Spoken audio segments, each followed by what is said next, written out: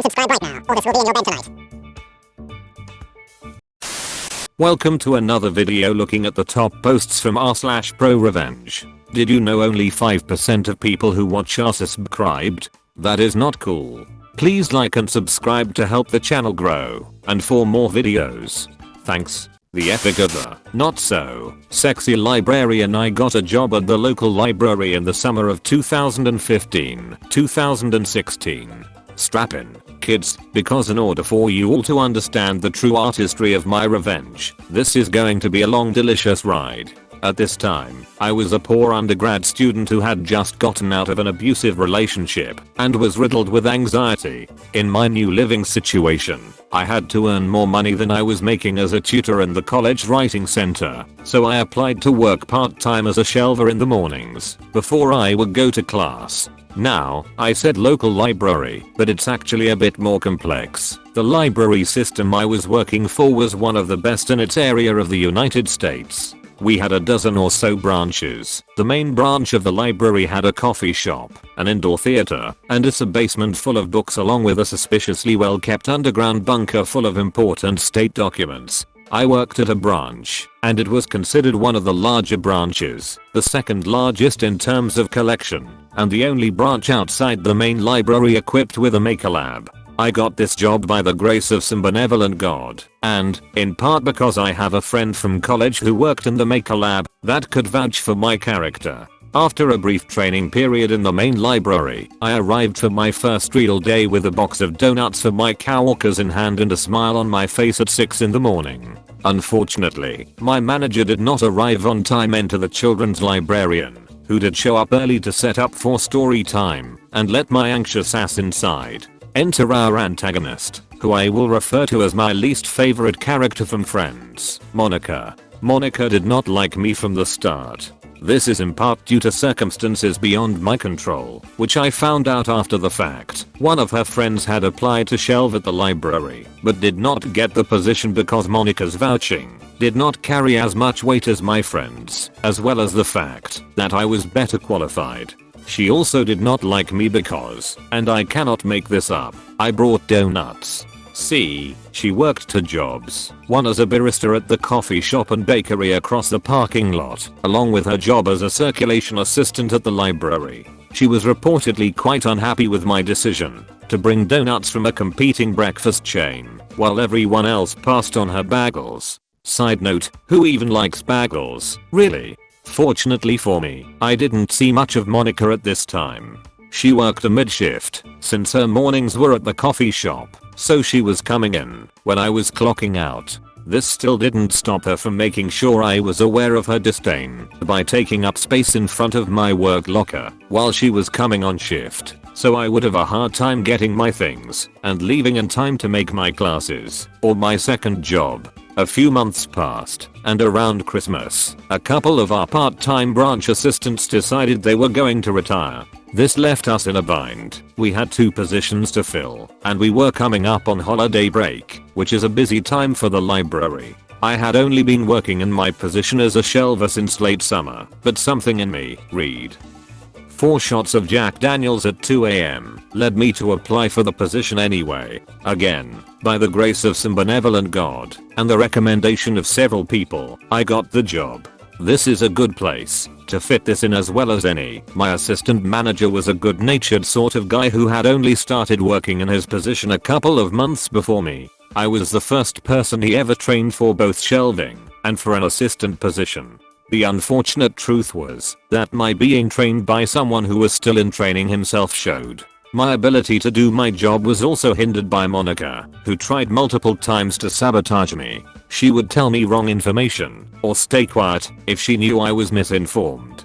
The problem was that this would backfire on her. Monica would tell me something untrue, and when I would be corrected, I never let her get away with it. Part of the reason I had gotten the position of circulation assistant is because I turned in a programming outline for a weekly anime club at the library. I know, I'm a nerd, but you're on Reddit, so, and it had been approved, but stalled in implementation.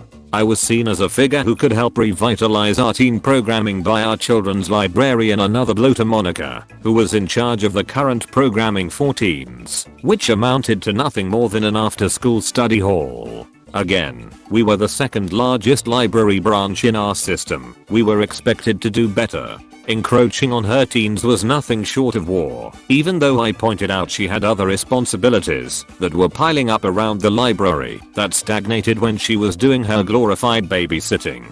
I also got chosen for assignments that made me popular with the library staff. When other branches were short-staffed, our branch would be asked if we could send someone to help pick up the shift. I was given this task quite a bit in the winter for a rather stupid reason. I drove a Jeep, and so my four-wheel drive was ideal for driving and plowed roads. Monica, in comparison, took public transport, so her chances of getting chosen were slim to zero. This also meant I picked up more friends at the other branches. What can I say? I'm charismatic. It helped that I wasn't on my phone all the time, something Monica had been reprimanded for pretty regularly. I'm not talking a couple checks here and there throughout the hour. I'm talking every 5 minutes. Texting, checking Twitter, Tumblr, Facebook, Vine, etc. She did it behind the desk. She did it in the back. She did it on the floor between the stacks. She did it checking in books. And part of the reason she loved watching the teens was because she could be on her phone,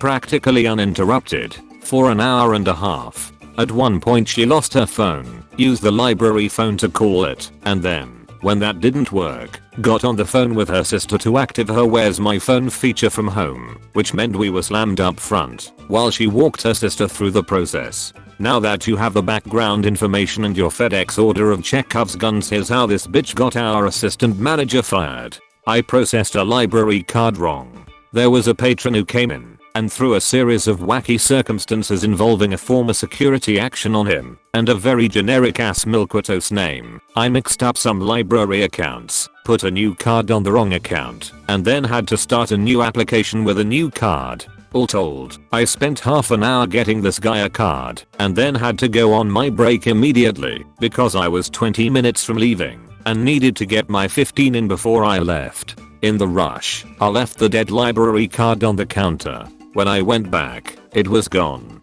I panicked. I looked everywhere for it in the 10 minutes before I had to leave to go to class. I couldn't find it, and when I left, I was so consumed with anxiety about wondering where it went that I neglected to tell anyone what had happened. A big mistake, but anxiety is a hell of a drug. When I came into work a couple days later, I found out through an email it had been discovered, slotted back in with the other new, unassigned library cards. I knew for damn sure that, of all the places I could have put it, it wouldn't have been there. I realized the person working at that computer when I had come back off my break was Monica. How does this translate to our AM getting fired? Well, I had been the first and only assistant he had trained since we hired our other assistant internally, and this was a capital BD big deal. So my fuck up was a mark on his record as well as mine. It was around this point that I left the library. I was starting to get heat from my manager for some other unrelated issues involving mental health days, and I was promoted at the college writing center, making better pay, so I decided to cut my losses and leave. Apparently, they fired my AM not long after, and he was forced to uproot his family, who had already moved, so he could work at this job, and move to another state. Part of that was my fuck up, I'll admit to that, but the majority of it was because it looked like I had hidden the card after the fact. Fast forward to January of 2017, 2018, and take the safety off those guns. This is where we start getting wild. I'm scrolling through Twitter on my lunch break, and a notification pops that someone has liked a chain of tweets from almost 4 months earlier. That's weird in of itself, given I was very active on Twitter at this time, and those were buried by at least 500 more tweets. They were also about how I had talked to someone who worked at the library, and they had left soon after I did, and I was venting about poor leadership. It was very off-brand for my Twitter. I checked out who had liked them, and to my surprise, it was, of all people, Monica**. I scrolled through her account, and noticed some very interesting things. You see, the Twitter account she had used to like those tweets was a not safe for work BDSM account. Quell surprise. I saw much more of Monica that day than I frankly ever wanted to see. But then I looked closer at some of the pictures, and, despite wanting to use bleach for eye drops, I screen capped a couple and saved them on my laptop before going back to work. Later that day, I sent her a message through Facebook. To be honest, I wanted to know how she found me on Twitter. At that time, I wasn't using my real name, and I was posting a lot of incendiary things about the government, the kind of thing you want to stay anonymous for. In short, I was surprised she had tracked me down and needed to figure out where the leak was. When I approached her about it, she got nasty with me. She told me nobody cared about what I was writing, that I shouldn't talk shit about her work family, and that I had only left the library because I couldn't hack it. Then she blocked me. So, I was pissed. I remembered months of enduring abuse from her, how she'd blocked me from making teen programming better just because she wanted some time on her goddamn phone, how she had gotten me in trouble and my boss fired over some petty bullshit, and all the other microaggressions too plentiful to list, and I decided, alright bitch, it's on. I went back online after taking a breath, and she must have realized her mistake because she had blocked me on Twitter and locked her account. That was fine by me because I had already gotten what I wanted. The pictures of her that I had saved, those were taken at the library. See, since we are a rather large branch, we have some pretty recognizable features in the library for anybody who's ever worked there or even walked inside. She had taken some pictures of herself topless in the back cubicles. There was one picture of herself in her underwear in the stacks, evident by the carpeting pattern, and, most damning, a picture of her flashing her ass with the children's section windows in the background. I gathered all these pictures up, wrote an email as a concerned, anonymous patron to the Our department from a burner email, sent it, and sat back in wait. The effects were pretty damn immediate, and started toppling like dominoes.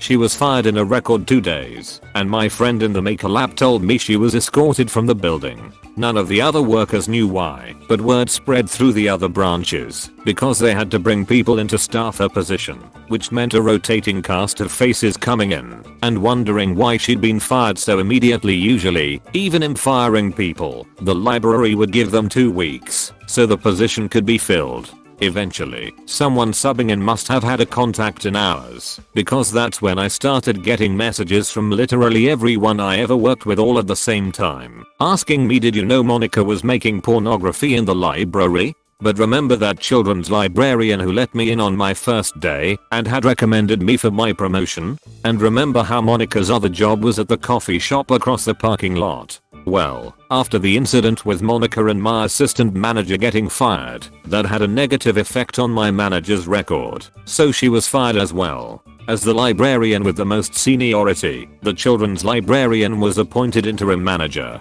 She had also heard the rumor about Monica, but wasn't aware of the details until she got access to those records as the new manager and saw that Monica had taken pictures and that some of those pictures were in the children's section, which she was, as you might imagine, fiercely protective of. As it just so happened, the owner of the coffee shop across the lot went to her church, so she found him after service and told him about why Monica had been fired from the library. Apparently, there had been a couple of incidences at her other job where she had disappeared into the walk-in with her phone, and some employees thought they saw her in compromising positions, but were never sure, so they could never take action on it.